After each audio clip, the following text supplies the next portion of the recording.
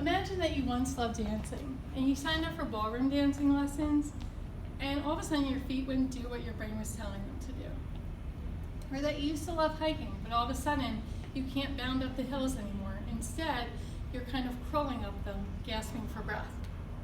Then it gets worse, and all of a sudden you're tripping over invisible obstacles and you start kicking your students under the table when you get a random electric shock up your leg. This is my reality. In March 2019, 5 months ago, I was diagnosed with primary lateral sclerosis, which is, there's no cure and there's no cause, and it's kind of like ALS, but slower. And the doctors told me, you can only really do PT. You can only do physical therapy. And when you hear the word only, you kind of feel defeated because you think, well, that's not going to have any measurable results. You know, how can something be good enough? But then I came to Pro Physio here in East Brunswick, and I met Dr. Nicole and her staff, Dr. Mike, and Jalen, and the rest of her staff, and they gave me hope. There's nothing only about physical therapy. First of all, they're actually doctors.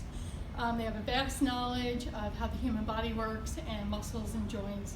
And they also are designers. They design programs for everybody's needs. So whether they've been injured or they're athletes or they're like me with a chronic condition. They're also very comforting and they're like counselors. When I came in, I was very scared and very weak. And Dr. Nicole actually was very good about acknowledging that I was scared, but also saying, you know, that's fine, we're gonna get through it. They're always motivating and very challenging.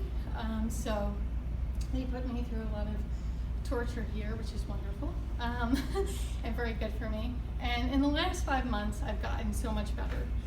I can balance for a little bit, and I actually have some strength back. So I haven't seen these guns in a while, okay? And I owe it all to Dr. Nicole and her staff. So if we could just raise a water bottle, I'd like to toast to our physical therapists who give us hope for a stronger new normal.